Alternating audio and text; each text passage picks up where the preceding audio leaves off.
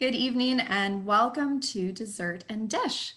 Dessert and Dish is our weekly interview segment where we invite real people to dish on the real challenges and blessings of living faithful lives. We always have dessert for Dessert and Dish. We like to have something local or homemade ideally, but you know what? Dessert is dessert. And the reason why we like to have dessert is because it always makes good conversations that much better. And it's always good to be reminded of the sweetness of the kingdom of God already at work in our midst.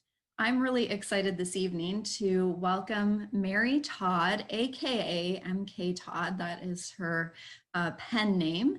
And Mary, this is really our first time connecting face to face per se. We had planned to meet up a couple of years ago and talk about writing. And for some reason, I can't remember why, our plans got derailed and we've emailed back and forth over the years, but this is our first time to actually see one another's faces. So welcome to Dessert and Dish, Mary. That's absolutely wonderful, Martha. I am so pleased to be here. I'm dessert and dishing with you, and that's just a lovely way to have the evening go today. Great. Yeah. Well, what do you have for dessert, Mary? Well, I'm being a little modest. This is strawberries. Mhm. And I don't know what's happened to strawberries these days, but they are so large, it's quite remarkable. I know. Uh, and it's strawberries topped with a little bit of whipped cream and some crunchy granola. So Ooh, trying yummy. to be healthy and have a little sweet at the same time.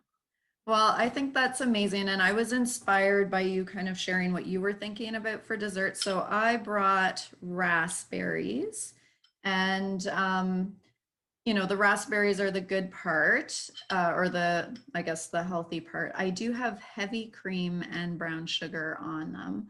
Oh my.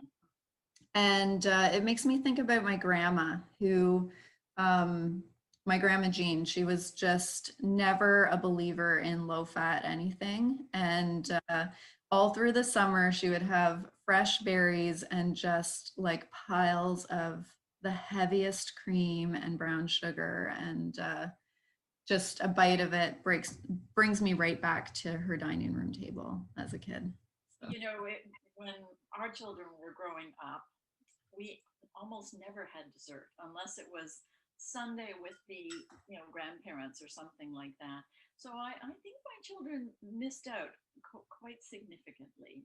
And my husband has become a cookie maker. Ooh. In particular, this last pandemic, but it started with him discovering his mother's cookie recipes after she passed away. And Oh, so nice. one year he decided he would make all the cookies in her list, the ones that he remembered from his childhood. And after we did that for several months, he decided that maybe cookies every night was not a good thing. So anyway, Well, I have to say, I have been doing so much baking since this last lockdown. I feel like it's been one of the things kind of bribing my kids through lockdown living and online school. So if I can make their days a little brighter with something sweet, it's a good day. But berries and cream works too. So berries and creams works really, really well. And just another little tiny story. Um, Ian and I had my mother living with us from October to the beginning of oh, February. okay. And mom, actually, today is her birthday, so she turned 95 Oh today. my gosh. But while she was living with us, which we called her the Cookie Monster, she wanted a cookie pretty well every day if she could get a cookie. So it was quite lovely. A respect. I've got a lot of respect for that, especially if you're 95. You should have cookies every day. My goodness. You're 95 and you've lived a good life. And maybe my brother Dave has told you some stories about our mom, but she is quite the woman. Yes, yes, I have heard some stories, and that kind of brings me to a fuller introduction of you, Mary.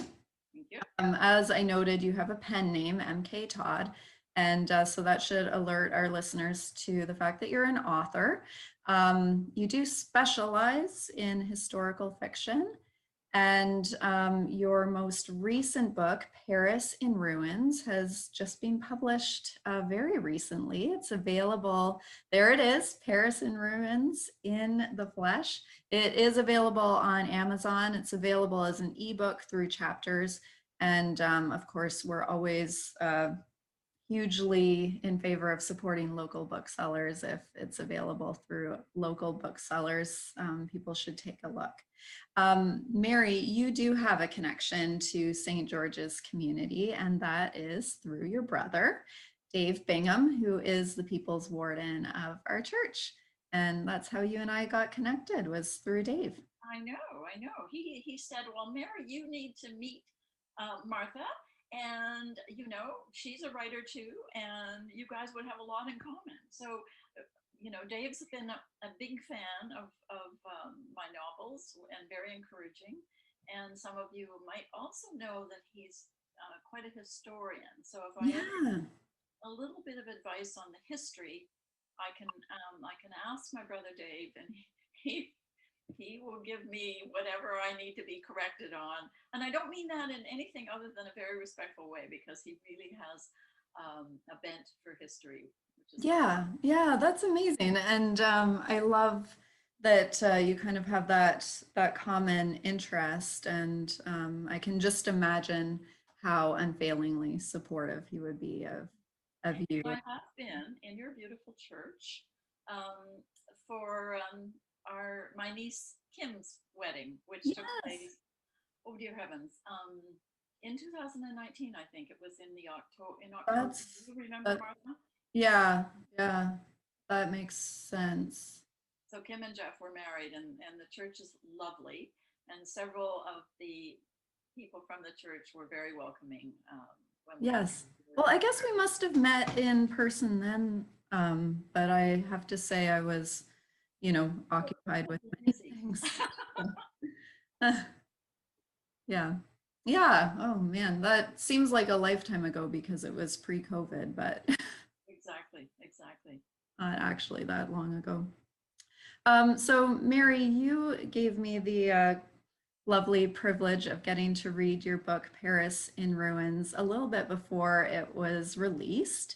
And I loved it. I've told you that, and I've been able to do a few reviews of it. It had kind of everything that I love about historical fiction. Um, I learned a lot. I learned a lot in a way that felt consequential, and I think that's the thing about historical fiction, is that you want to really be invested in the characters, which then gets you invested in kind of the setting and the history in a different way. I do want to talk about the book specifically, but first I thought maybe we could just pull the perspective out a little bit and talk about the bigger picture, because I'm really interested in how you got involved in writing this genre in the first place. Like, why historical fiction? There is a bit of a story there, and I'm just absolutely delighted to share it. In 2004, my husband was asked to take an assignment in Hong Kong for 3 years. And we didn't hesitate for a moment to say yes to that. Who gets an opportunity to go to Hong Kong for 3 years and live there? Yeah. Our children were, one was still in university, the other was in her 20s and had started a job. Both of our mothers were reasonably well at the time. And so off we went to Hong Kong. Now, here's the thing, my husband had a job which encompassed all of Asia Pacific. So, what that meant was he had 14 different countries to look after. Oh my gosh. And as you might imagine, that meant he was frequently traveling. And I can remember about, oh, I don't know, 4 or 5 days after I arrived in Hong Kong, having spent a month or two getting us moved and all this sort of thing while Ian was in his new job. And I arrived in Hong Kong. We did a little bit together, and then he said, "Well, I have to go on a trip." "Oh, okay, when will you be back?" "Well, it was like 4 or 5 days, so that seemed okay. But then the next week it would have been 2 days, and the week after that he was gone for the whole week, and the week after that it was, well, you get the picture. Right, right. So, so I'm sitting there without a job, no family, no friends, in a city I didn't know, thinking to Hmm. myself, okay, now what do I do? Yeah. So I reached out to people. I found, different communities. I found a book club. I found a women's group. I found some people who did hiking and this and that. And gradually, I did find a few friends, but it's not an easy process. And I had Hmm. been always a woman who worked. I had worked my whole career and been a very active person and raised two children and so on. So I wasn't accustomed to being idle. And so I had this idea one day when I was twiddling my thumbs and Ian was away. I had this idea, well, maybe I could research my grandparents' lives. Okay. And so I did. I started with, this is my mother's mother and father. I started researching their lives, and I got absolutely drawn into World War One because my grandfather, Dave's grandfather, of course, um, he was involved in World War One. He was a soldier in World War One. He went off to war at the age of 19, looking like the most baby-faced young man you can imagine, Yeah. and spent until 19 no, 1919 in Europe, and didn't come back until after the Army of Occupation in Germany. So that's a lot of detail, but it just caught me and made me think, I have to understand this more. And then I thought, well, maybe I can write it down. And then it just became a story. And Oh, I wow. just got hooked on the whole concept of writing. We came back to Toronto, and I said, okay, well, I get back to my little consulting gigs that I used to do. Hmm. And within a year and a half, I said, no, I'm not going to do that. I'm going to write because Wow. it gets into your soul, Hmm. writing, and it's fascinating work. I really love it. Yeah, yeah, absolutely. So, that's a great way into how you've ended up doing this. What have you found challenging about being a professional writer, or specifically about being a historical fiction writer in that particular genre? The first of all, writing is a career that is very, very difficult to break into. Um, Hmm. to have any success at all is hugely difficult. To find a publisher is hugely difficult. So you have to find a way to manage your expectations. I have this habit of looking up when I'm thinking. You have to find a way to manage your expectations in terms of what you can accomplish. Yes, yes, truly. Um, Historical fiction, in particular, is absolutely fascinating because of all the research that you get to do. But it takes a lot longer to actually write a novel because you have to do all that research, if you know what I mean. Yeah, yeah. Well, Does that answer your question, Martha?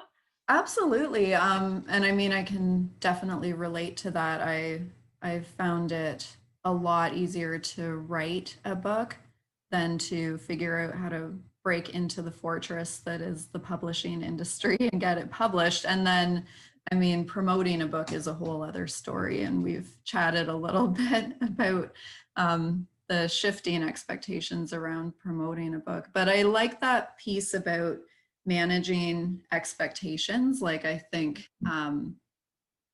yeah, I think that that's just such an important reminder that you have to kind of have your um, desires in the right place, because if you're writing to publish a book that you think is going to change your life, um, you might end up disappointed. You Correct.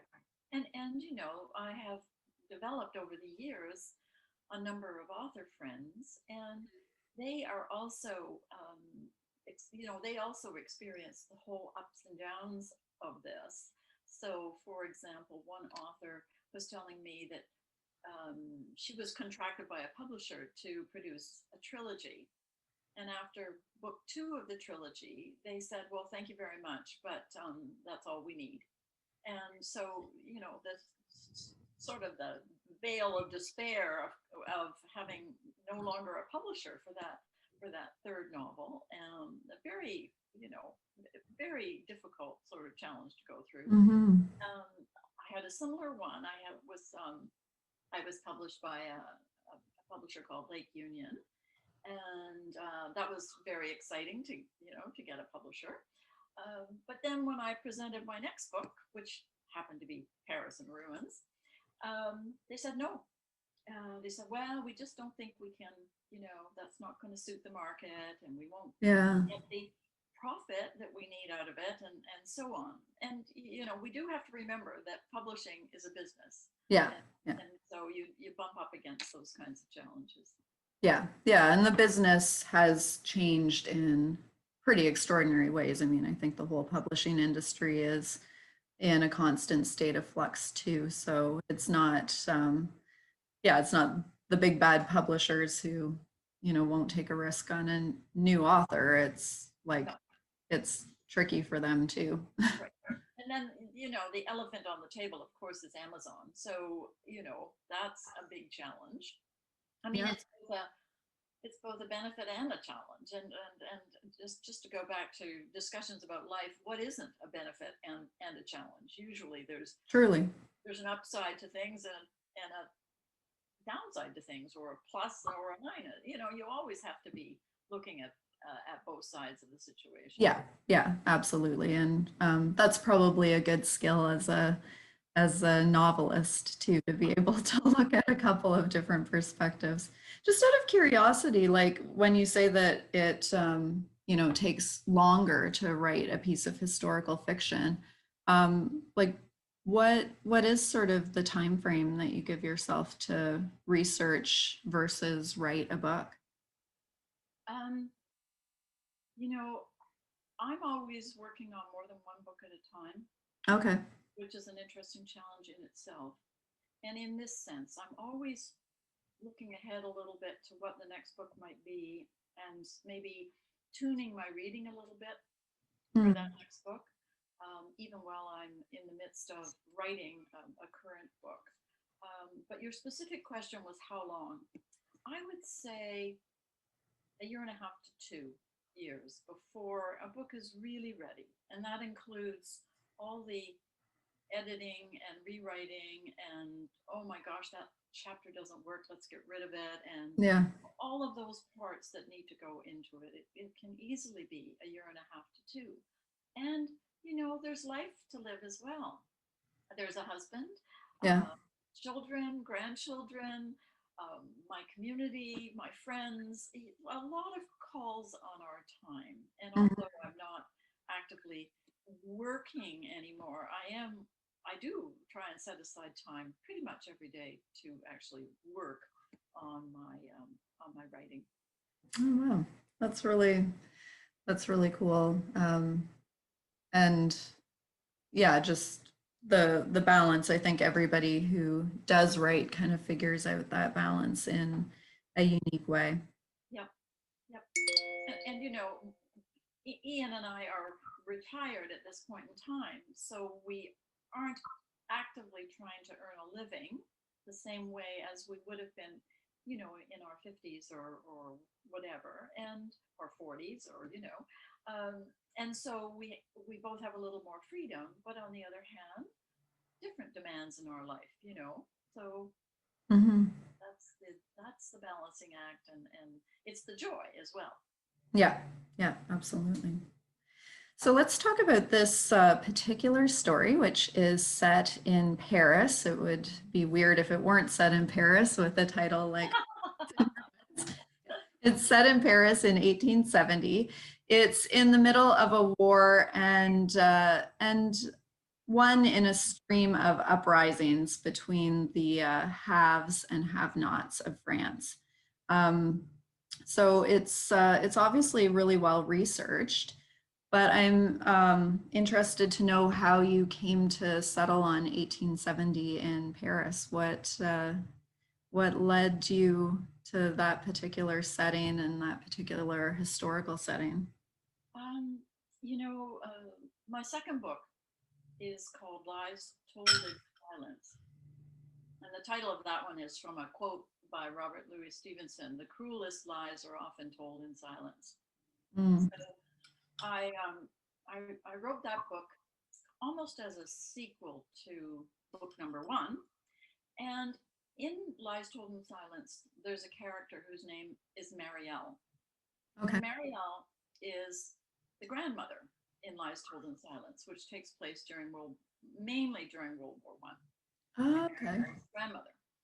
And as that story unfolds, of course, the grandmother plays a role, and there's a woman whose name is Hélène, and then there's the mother, and so on. And people told me on many occasions that they really liked Marielle, and they wanted to know more about her and Hmm. what was her story. And so I thought, okay, well, that could lead me into another novel to write. And so what I did was I calculated when would Marielle be roughly 20 years old. Yeah. And I landed in 1870. Now, 1870 could have been a year when nothing much happened in Right. Paris. But I discovered, to my delight, that there was a war going on. Napoleon III had abdicated, and then there was the siege of Paris, and then there was these uprisings and civil war. And I thought, whoa, isn't that great? Well, that makes for a good story. So that's why it's set in 1870. Oh, I love that. Well, now I'm gonna have to read the book where Marielle is a grandmother because I loved there are two main female characters in Paris in Ruins. There's Marielle and then there's Camille as well. And I thought you did such a great job with these two characters because, I think what is risky with historical fiction is kind of reading back our modern way of seeing the world onto a time frame that really doesn't make sense. Um, Whereas I feel like you really were true to the circumstances of these two women, Marielle and Camille, that they there were particular conventions that they were expected to follow around what it is to be a woman. They're both upper class women, and so they have kind of certain biases built in. But then there's also this very real thing that happens in times of historical tumult, which is that um, some things get put on the table that wouldn't otherwise be put on the table. Like these two women have opportunities to be strong and courageous and kind of find their voice in ways that they might not have if they had just lived in a time of conventional peace. Yes. Um, Well, I'm glad that you enjoyed the two characters, and I'm hearing from different people as to which one was their favorite character. Do you have a favorite character? I mean, I probably Marielle because I feel like she has a bigger she grows the most as a character. I feel like Camille has um she's kind of presented as sort of a spunky character from the get-go. And Marielle, I really feel like she kind of finds herself over the course of the book. I mean, I really like them both, and I love the way that their friendship evolves in a very organic way through this story. Do Thank you. you That's have a favorite? hmm? Do you have a favorite? That's a hard question as an author because you actually have to almost inhabit the minds of your characters while Hmm. writing. And one of the things that's difficult, so for people listening, the chapters alternate between Marielle's point of view and Camille's point of view. You know, you might have two chapters with Camille and then two chapters with Marielle, Yeah. but it does go back and forth, which, as the author, it's a little difficult to switch your brain, but Mm. but you get there because you get to know your characters, and they do. And I would never have believed this when I first started writing. They do start to speak to you. Yeah. So Yeah. you Yeah, I just can see sort that. of almost inhabit them Hmm. as you write, which is kind of interesting. I like Camille's spunkiness, maybe because I'm a bit spunky myself, but I wanted Marielle to become a stronger character in the story, and I'm glad to hear your feedback on that, because that's what I wanted of her. What I wanted of Camille was for her to tone it down a bit, you know, Right. and so, and then I wanted the two of them to become real friends. So that was because I think a novel about friendship and is just it's appealing on many different levels, and it's not just friendship amongst women, it's friendship in a broad sense of the world, because it's so important to how we live, you know. Yeah, absolutely. And, I think that kind of taking that theme of friendship a notch further, I think that you can very much see in the book um, how these two women do have their horizons expanded in a variety of ways to kind of see the humanity in um, points of view that they just really hadn't had an opportunity to even consider prior to Right. um, Paris So and Ruins. both of them become exposed to the working class and the poor and the destitute as part of the volunteer work that they do, essentially. So Yeah, yeah, yeah, and it really opens, you know, interestingly, let me just a little diversion here, because when the US was going through such tumult last January, it made me think about Paris in Ruins and the hmm. Paris Commune and the Yeah, thing and the disparity between rich and poor and all of those sorts of things that are playing out today in many societies today.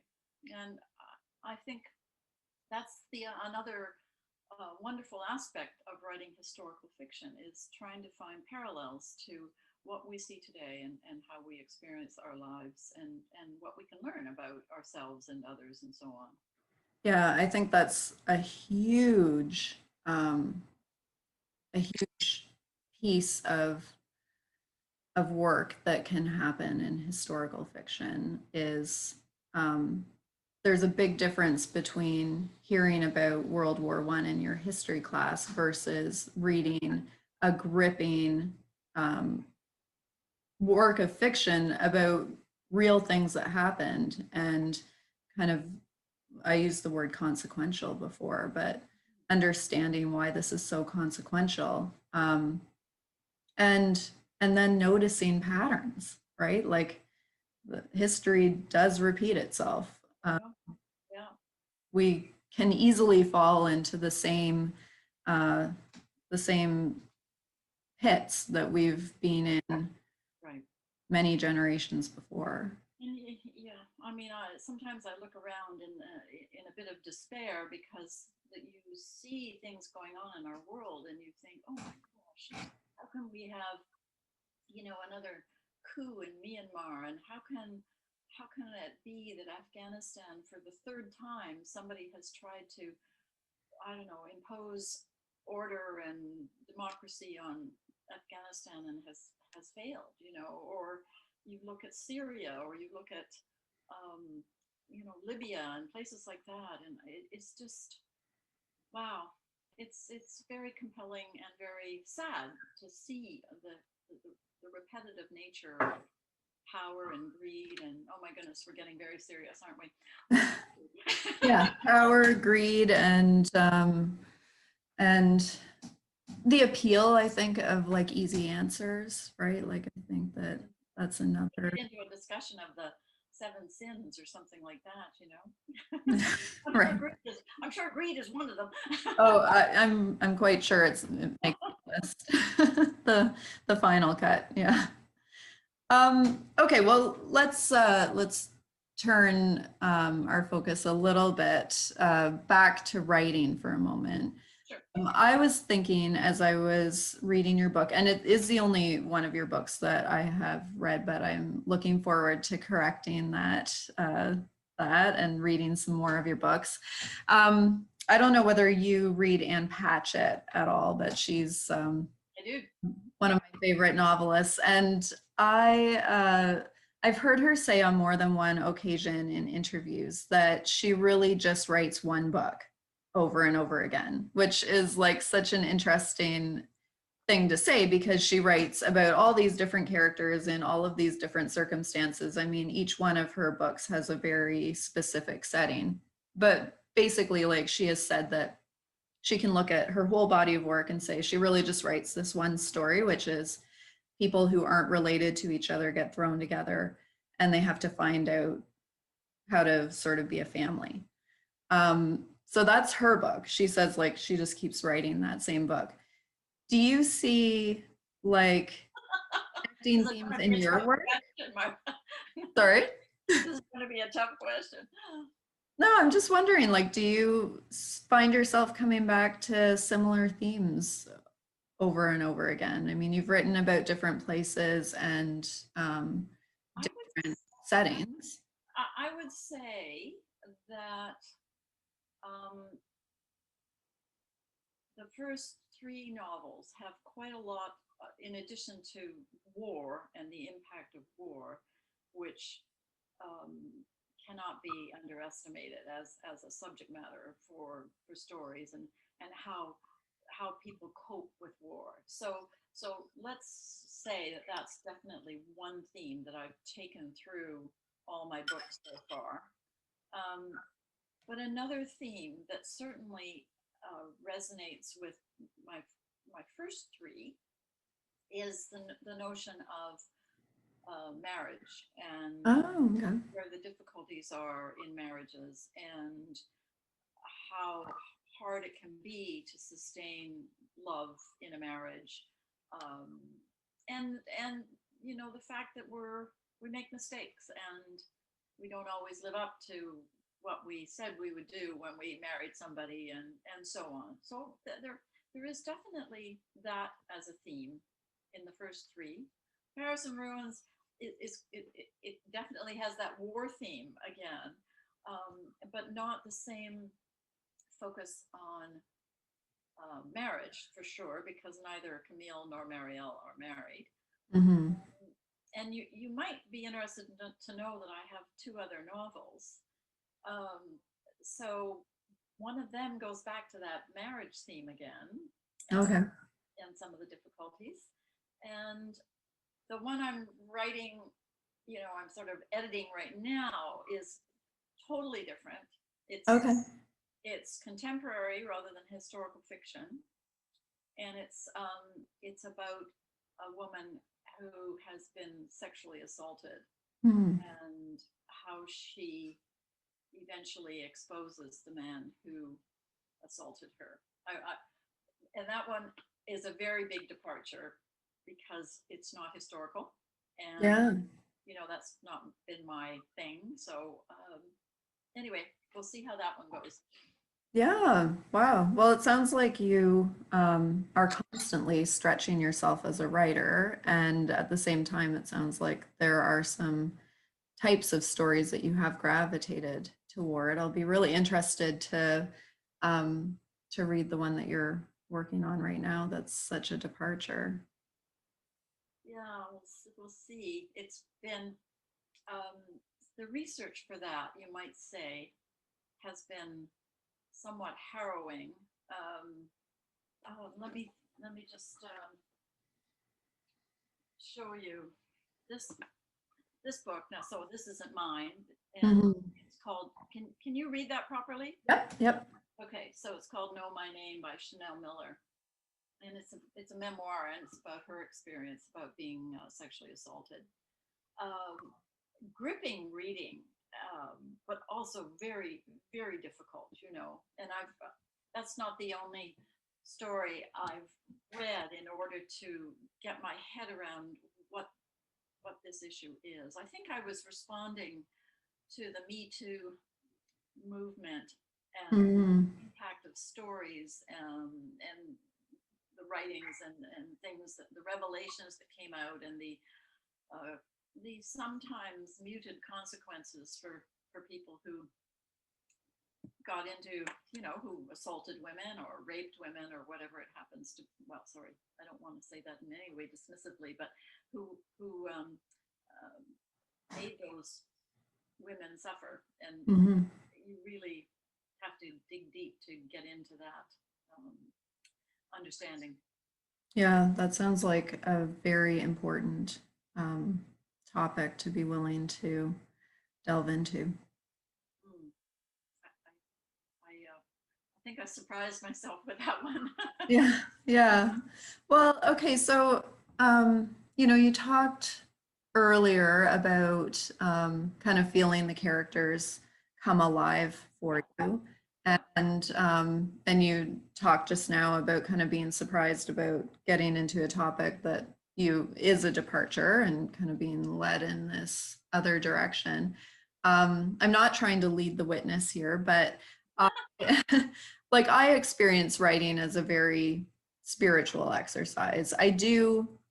Um I do feel like when writing goes well for me that I'm not just creating something out of thin air. I feel like I'm kind of participating in bringing to life something that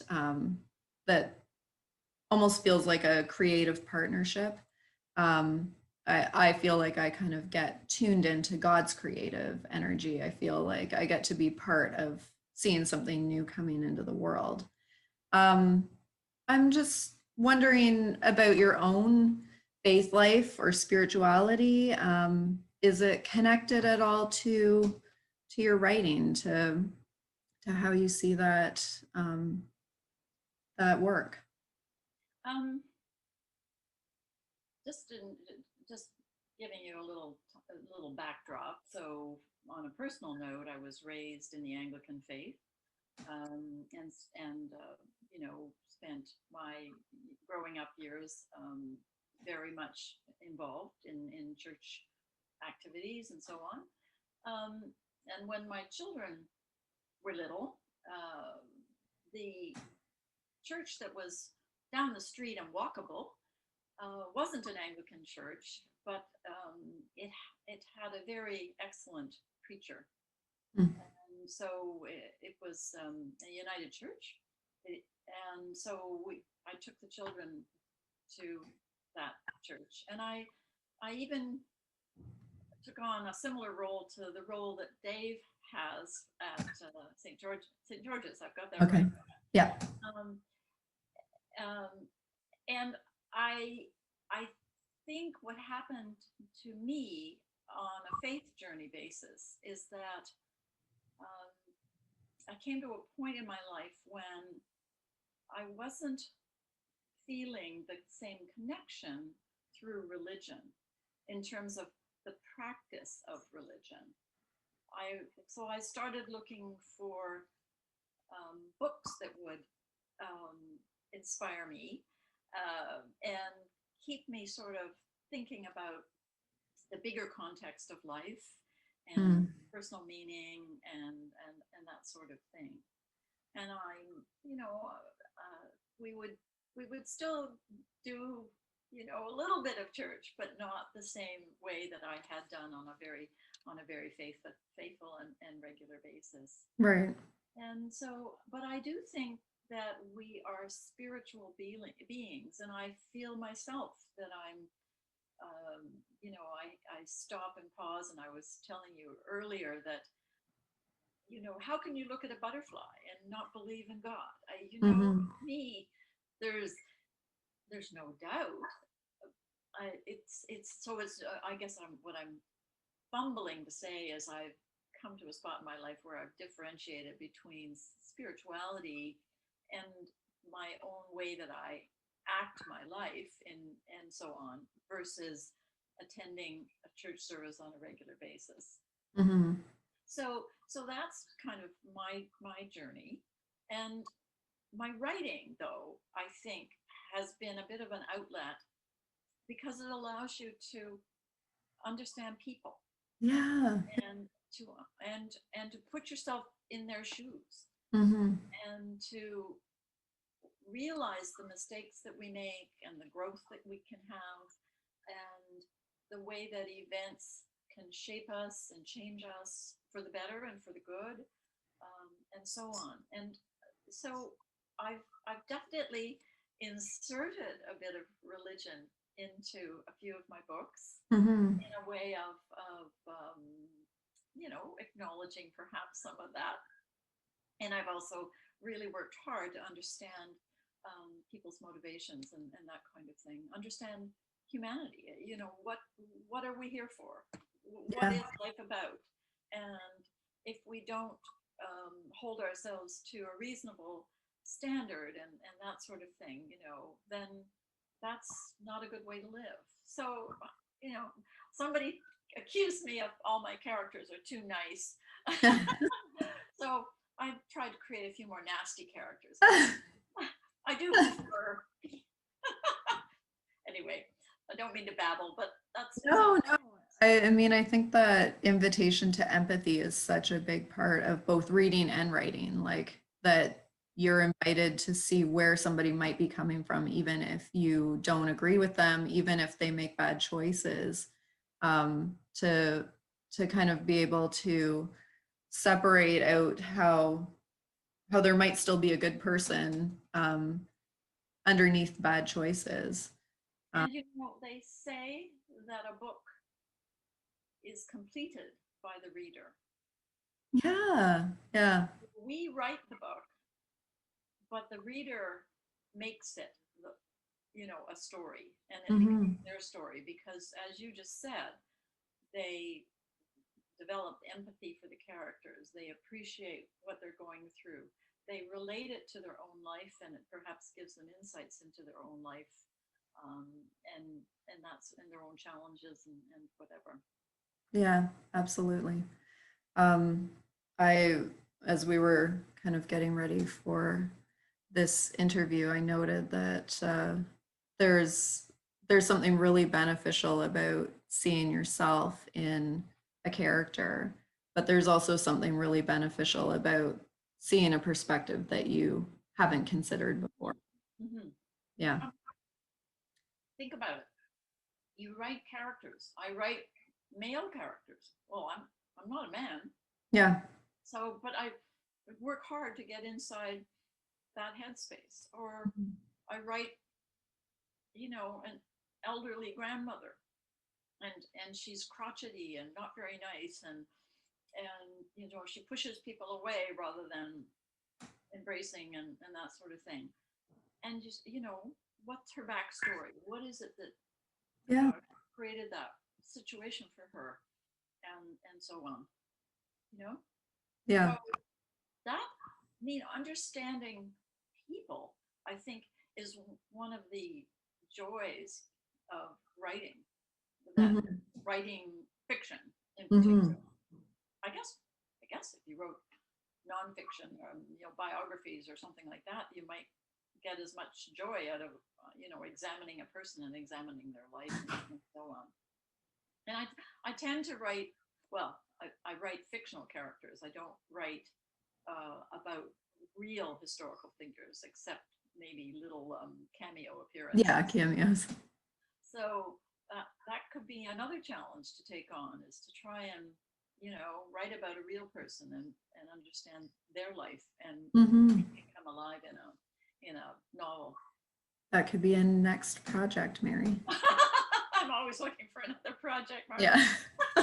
Sounds like you have quite a few projects going on, but it's always good to have the next one lined up. Percolating away in the background there. That's right. That's right. So where, can you hold up your book one more time and what are the best ways for people to get their hands on this book, Harris Well, Influence? if you are an e-reader, and here we are in Canada. Definitely, you can get it on Indigo, and you can get it on Amazon. Sorry, you can get it on Kobo, and you can get it on Amazon as an ebook, and you can get it on. There's a Google Books, and there's also a book outlet through Apple Books. Okay. If you wanted a hardcover, the only source, if you wanted a paperback, sorry, the only source is Amazon at the moment. Okay. Unless you want to, which you can do, ask your local bookstore to acquire it for you, and they can do that through. They'll know the company. It's called Ingram Spark, and so they can, and you can ask your library. Right. Okay. Well, those are really good plans post lockdown, I would say, to go to your local bookstore or your local library and Exactly. talk to them about getting it in. Yeah. So, and I hope people will enjoy it. And I love hearing from readers. That's one of the joys of this kind of work, is to hear from readers and, like to hear what you thought of it or whatever. It's Yeah. my pleasure. Yeah, for sure. The work of writing is so solitary, but like you noted, the book is really completed by the reader, and getting to hear back from readers is pretty exciting. It is. It's very exciting. In fact, I had an email that came in this morning, and it was from a person I used to work with, and he picked up my book, and I'm thinking, wasn't that nice? Yeah. Trying to write to me. So nice. He said, I really liked your book, loved your book. He said, except those romance bits, okay. To each their own, right? Oh, Martha, exactly. Yeah. Well, Yeah. thank you so much for joining me tonight, Mary. And I hope that everybody will join us next week for a conversation with Jeremy Elliott. We are going to be delving into the things that we're learning about online worship and what we think might be on the horizon for the church post-pandemic. So that's next week, Wednesday at 8 p.m. And tonight, thank you all for being part of how together we get to eat and talk and participate in the sweetness of life. Good night. Thank you very much.